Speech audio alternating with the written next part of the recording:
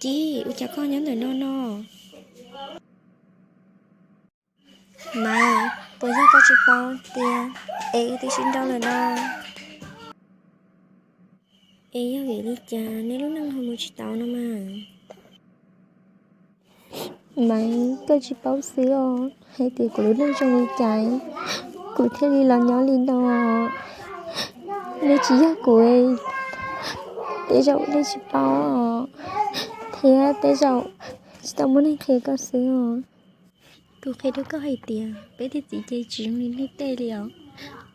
Rồi núi chị bỏ lên bỏ sữa, món đuôi chị. Mua lại chắc ta mua báu là trẻ à. Nhưng nếu một hộp đi hậu chợ. Hai thời tiết chị mới dùng tàu. Cô khi đó có hay tiền. Cô tí tôi bài không một lối sông cậu. Thế thì tao sẽ hay thì mới nó đang cho. Tôi sẽ chấp lời liao.